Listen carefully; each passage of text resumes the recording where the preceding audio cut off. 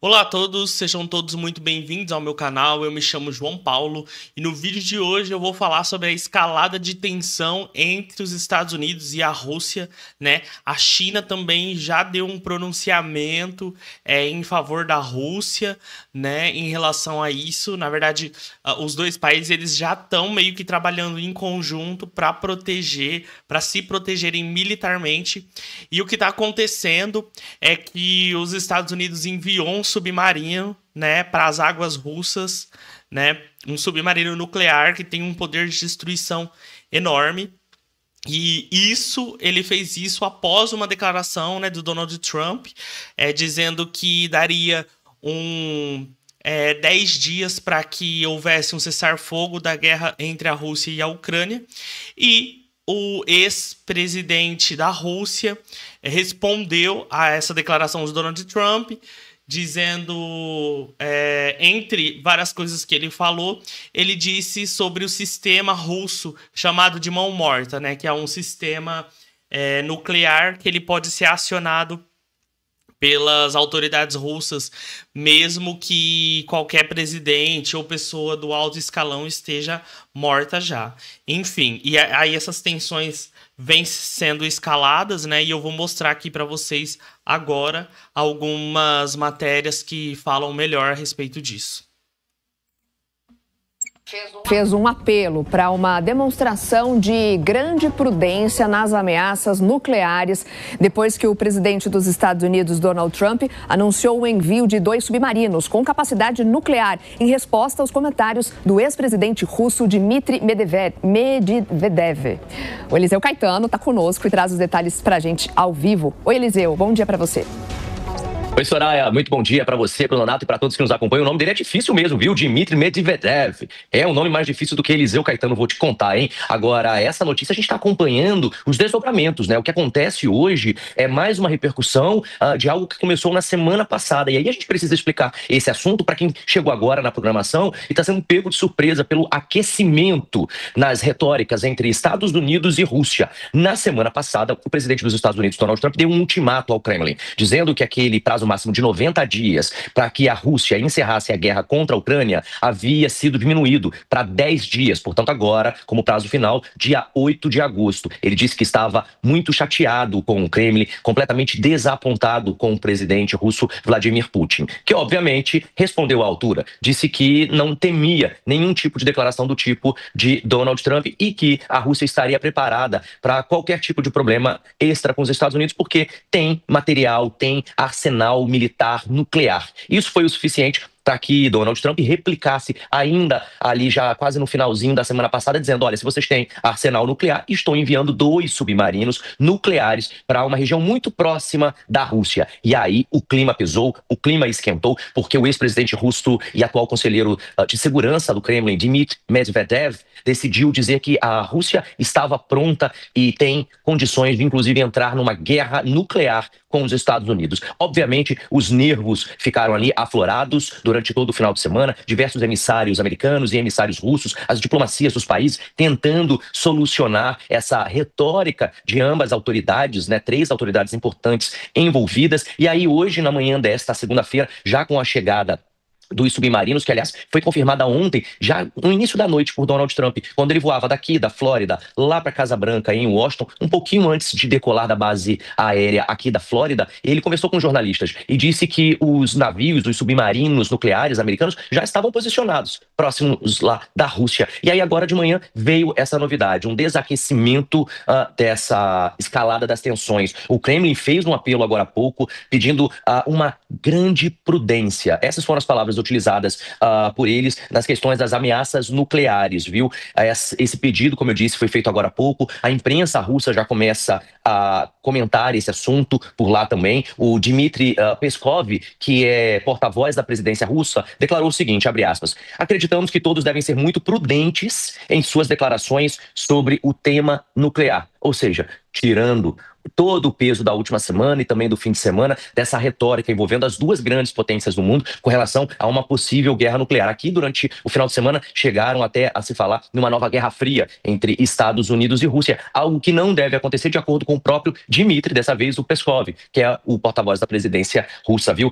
Ele afirmou que os 2 submarinos americanos anunciados como enviados por Trump já estão em serviço permanentemente, que eles não desejam ser arrastados para uma polêmica desse tipo. E aí Donald Trump, agora de manhã, através de seus assessores, também decidiu enviar o Steve Witkoff, que é um assessor especial dele, lá para a Rússia. Ou seja, em meio ao aumento das tensões, as chancelarias estão conversando e o Steve Witkoff deve visitar a Rússia, portanto, nesta semana, a poucos dias do fim do prazo dado por Donald Trump a seu homólogo russo, para que encerre de vez a guerra contra a Ucrânia. E a gente vai seguindo daqui, Nonato, Soraya, acompanhando esse assunto, porque muito provavelmente há uma expectativa alta por aqui nos Estados Unidos para que cheguem lá a um acordo entre Estados Unidos, Rússia e Ucrânia para o fim desta guerra que já dura mais de 3 anos e deixa centenas aí de mortos, feridos, desalojados e também desabrigados. Eu volto com vocês no estúdio do Jornal da Manhã. É isso aí, né? Na verdade, todo esse problema diplomático, né, e até mesmo bélico, né, de guerra, né, mesmo que a gente está tendo, que é uma preocupação mundial, né? Os grandes líderes do mundo sabem que uma guerra nuclear seria o fim da humanidade. Então, todo mundo tem medo nesse sentido e todo mundo fica com receio realmente de que uma escalada maior aconteça, né? Acredito que isso não vai acontecer, mas isso é mais uma demonstração de que os Estados Unidos estão querendo se meter aonde eles não são chamados, né? Estão querendo se meter num assunto que não compete a eles. Aliás, a guerra entre a Rússia e a Ucrânia já é uma coisa que acontece por conta dos Estados Unidos, porque a Ucrânia é um país que fez parte da União Soviética, né, na época da Segunda Guerra Mundial, ou seja, eles tinham uma relação, a Rússia e a Ucrânia tinham uma relação muito próxima, quase que como fazendo parte da mesma nação, né, basicamente.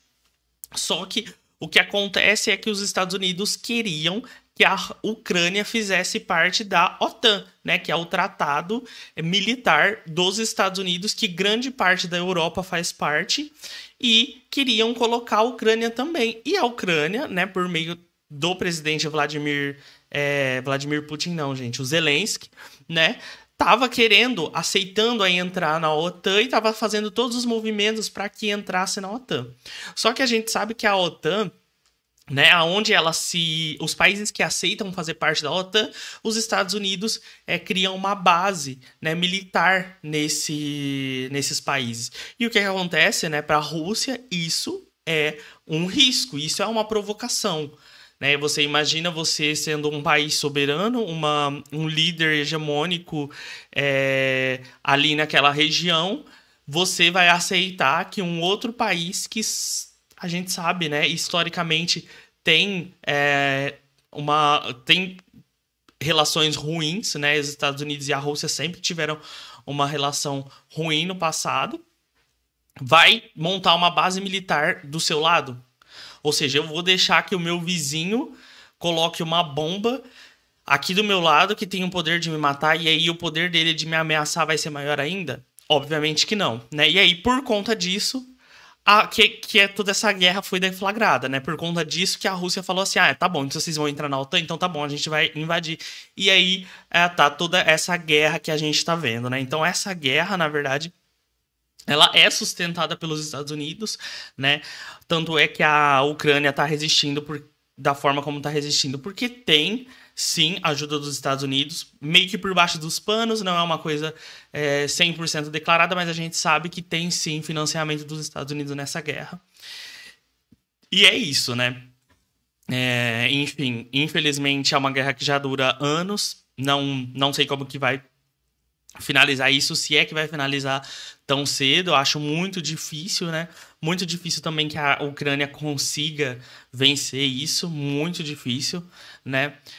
E, enfim, não justifica, mas explica, né? Não acho que seja certo o que a Rússia fez de invadir a Ucrânia, mas também o fato da Ucrânia querer fazer parte da OTAN também é uma provocação muito grande e que, obviamente, a Rússia não iria aceitar isso, então foi meio que imprudente, né, da parte do presidente ucraniano a querer aceitar a entrar para a OTAN. Agora vamos entender melhor que tipo de submarinos são esses que os Estados Unidos enviou lá para perto da Rússia.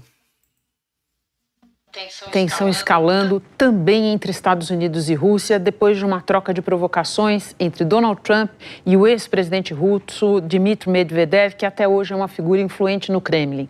Hoje Trump disse ter determinado que 2 submarinos nucleares fossem posicionados para o caso de um conflito, sem dar maiores detalhes. A gente vai então começar dimensionando a frota americana aqui no telão. A Marinha dos Estados Unidos tem um total de 71 submarinos movidos à energia nuclear. Isso permite longas missões sem necessidade de reabastecimento, e esses submarinos são divididos em 3 tipos que a gente vai ver aqui. Primeiro, os submarinos balísticos. São 14 no total. Eles carregam mísseis com ogivas nucleares e são quase impossíveis de detectar. Um único submarino desse pode sozinho ter arsenal para devastar dezenas de cidades e ainda podem ficar submersos por até 3 meses. Outros 4 submarinos da mesma classe que os anteriores foram modificados para missões convencionais. Eles carregam mísseis de cruzeiro e são usados para bombardear alvos estratégicos no início de conflitos, como bases aéreas e sistemas de defesa. E, por fim, 53 submarinos de ataque completam a frota. Eles costumam carregar torpedos e são usados para espionagem, conflitos com outros submarinos e apoio a forças especiais.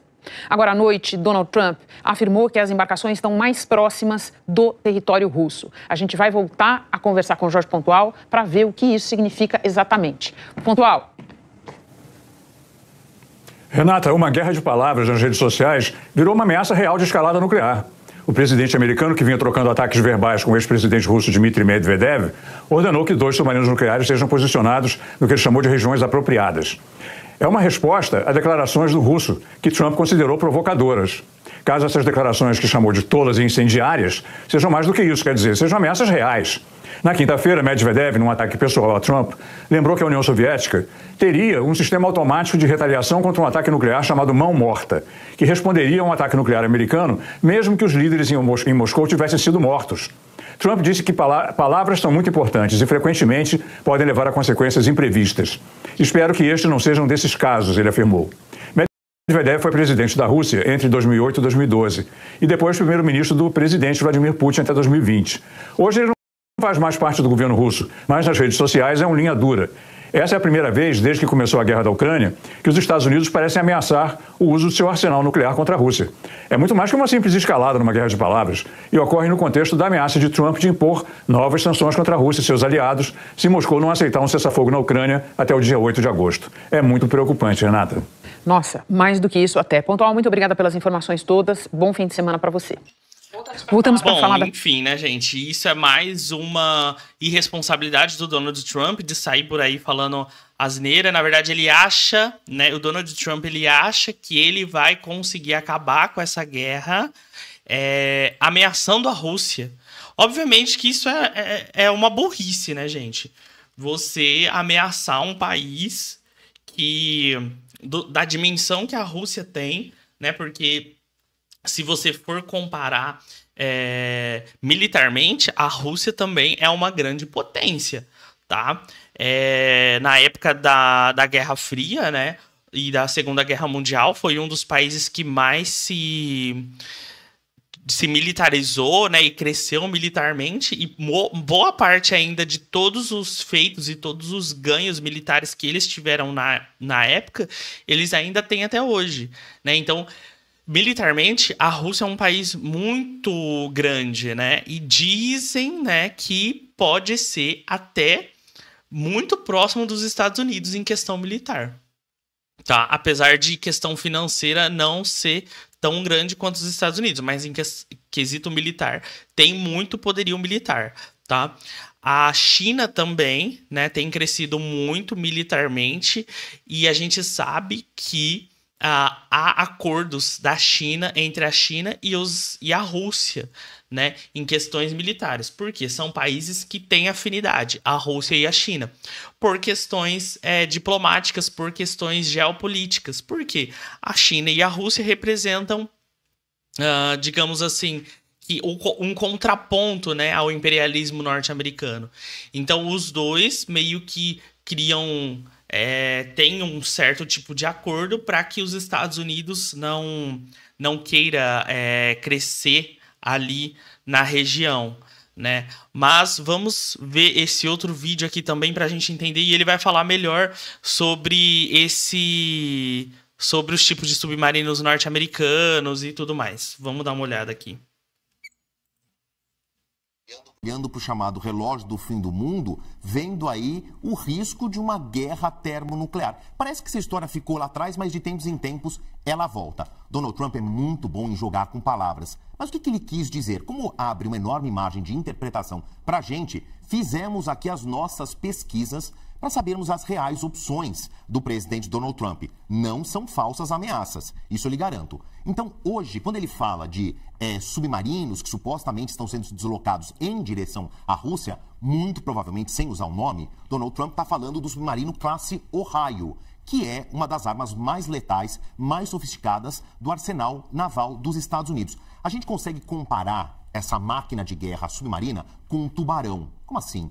Quando é que um surfista percebe o ataque de um tubarão? Quando ele perde uma das pernas. Então, o submarino classe Ohio, que é impulsionado por um motor de energia nuclear, e aí é que vem a expressão submarino nuclear, qual é a vantagem? Ele não precisa ir numa doca, ele não precisa ir à superfície para ser reabastecido, como são os veículos submarinos impulsionados a óleo diesel. Se não fosse pela tripulação humana aqui dentro, né, que precisa de água potável e de comida, este submarino passaria séculos, se não milênios, debaixo d'água, impulsionado então por um sistema de energia que é praticamente infinito. Agora, tirando essa capacidade de passar muito tempo debaixo da água e correr sem ser percebido, ele tem mísseis Tomahawk, que viajam até 2.400 km de autonomia, e isso é importante, daqui a pouco eu volto nele, capazes de carregar ogivas nucleares. Agora, se tiver um enfrentamento com qualquer outro adversário no mar, são torpedos, pelo menos 65 torpedos a bordo, e cada um com quase 300 quilos de explosivos. É realmente uma máquina de guerra. E essa aqui, o classe Ohio, ainda tem um sistema tecnológico que poucos países têm a mesma capacidade, que é disparar esses mísseis ainda debaixo d'água, com pelo menos 4 silos de disparo. Ele não precisa nem vir à superfície para atacar uma ogiva nuclear contra o seu alvo. Agora, qual que é a possibilidade dos Estados Unidos mandarem submarinos para a Rússia? É muito distante um país do outro? Calma, pera lá. Vamos olhar aqui a próxima arte para a gente colocar tudo aqui no mapa. Porque não necessariamente está tudo nos Estados Unidos.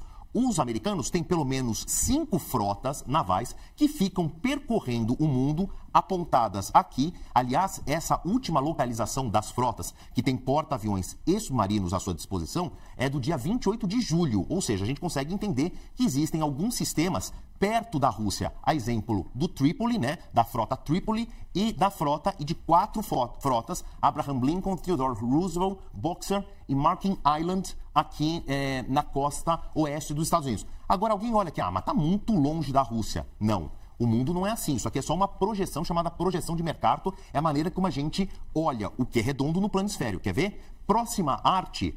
Como é próximo e como é fácil fazer essa conexão por mar entre os dois países. Se a gente olhar o globo como de fato ele é, por cima principalmente, essas linhas vermelhas, a chamada Rota do Norte e a passagem noroeste, quando não estão, claro, todas tomadas por gelo, e o que para o submarino isso não é um problema, porque ele está por baixo da camada de gelo, vejam aqui as conexões. Olha, Los Angeles, Canal do Panamá, então a costa oeste dos Estados Unidos, para a região da Groenlândia e aqui a Rússia. Ou seja, é muito fácil chegar. Esses deslocamentos, como anunciou o presidente Donald Trump, é uma questão de dias. E com a difícil localização do submarino, fica mais fácil o alvo ser atingido, se é que ele não vai passar do campo da promessa, ou da ameaça, como queiram. Próxima arte aqui, por favor. Bom, caso houvesse um ataque, qual é a vulnerabilidade da Rússia? Chegando pela parte do litoral norte desse gigante territorial que é a Rússia, estes pontos vermelhos são as bases militares, o que seriam, teoricamente, os principais alvos de um eventual ataque. Olha o Alasca aqui, que é um dos 50 estados americanos, aliás, o 50º estado americano. Então, vindo pela parte gelada do Polo Norte, os submarinos chegariam aqui nestes alvos prioritários. E partindo para o encerramento, a próxima arte aqui, a gente tem o tamanho do arsenal nuclear, e aí que eu repito, voltamos aos anos 80, onde nós tínhamos grandes tensões nucleares entre essas duas potências, que remontam ainda da década de 60, né, aqueles dias que pararam o mundo pela tensão nuclear dos então soviéticos americanos, e depois esse capítulo foi se repetindo. Esse aqui, de acordo com o Instituto Internacional de Pesquisa para a Paz de Estocolmo, porque cada exército se guarda o direito de não declarar abertamente quantas ogivas nucleares tem, mas um estudo de um organismo internacional, que não é nem americano nem russo, aponta que os Estados Unidos têm 5.244, 5.000 e alguma coisinha, ogivas preparadas para o ataque, enquanto os russos têm quase 6.000. Então, voltamos aí a ter realmente um ponto de tensão. Isso não é uma linguagem, algo figurado, não é uma figura de linguagem. Quando os Estados Unidos, que têm capacidade de disparo, e aí eu volto lá para o começo da primeira arte, o submarino classe Ohio, ele tem um Tomahawk que voa 2.400 quilômetros, significa que o submarino nem precisa chegar muito perto da Rússia para atacá-la. Um eventual disparo levaria a uma resposta óbvia do país atacado. E aí nós temos as duas nações com a maior capacidade de ataque de ogivas nucleares. 6.000, 5.000, isso dá 11.000, dá para acabar com o mundo várias vezes. Só que o mundo é um só.